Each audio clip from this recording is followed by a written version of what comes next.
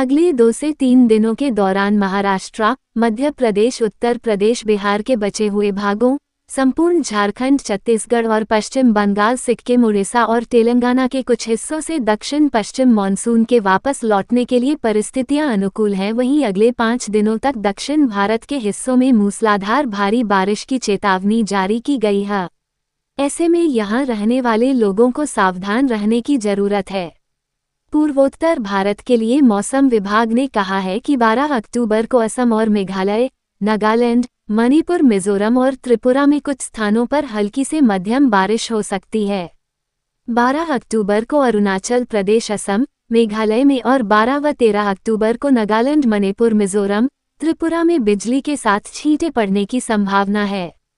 राजस्थान में मौसम का मिजाज बदल गया है। प्रदेश में मानसून विदा हो चुका है। प्रदेश में आज 12 अक्टूबर को मौसम का मिजाज सामान्य रूप से गर्म और शुष्क बना रहा। प्रदेश के अधिकांश जिलों में हल्की धूप और आंशिक बादल छाए रहने की स्थिति देखी जा रही है, जबकि तेज बारिश या वज्रपात की कोई चेतावनी नहीं जारी की गई है।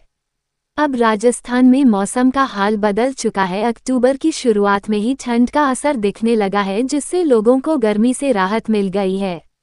ऐसे में जयपुर, सीकर, बीकानेर और अन्य शहरों में तापमान में गिरावट दर्ज की गई। मौसम में बदलाव के साथ ही सीकर में न्यूनतम तापमान 14.5 डिग्री दर्ज किया गया। सीकर प्रदेश का सबसे ठंडा शहर रहा।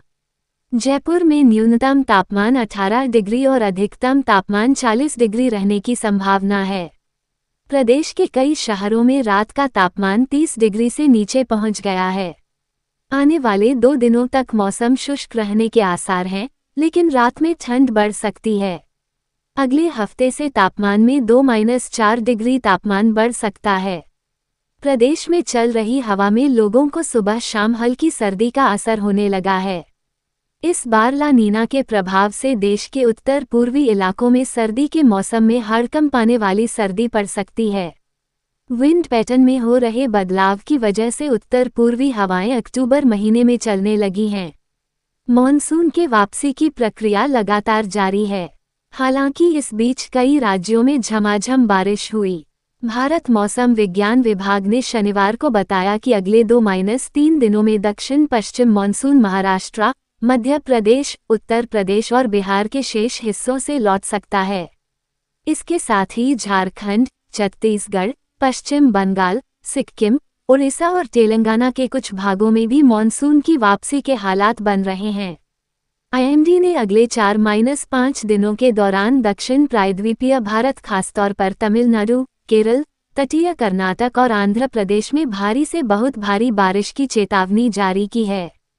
मौसम विभाग ने बताया कि अरब सागर के दक्षिण पश्चिम हिस्से में बना निम्न दबाव क्षेत्र अब कमजोर पड़ चुका है, जबकि बंगाल की खाड़ी और दक्षिण भारत के कई हिस्सों में ऊपरी वायु चक्रवात सक्रिय हैं, जिससे बारिश का सिलसिला जारी रह सकता है।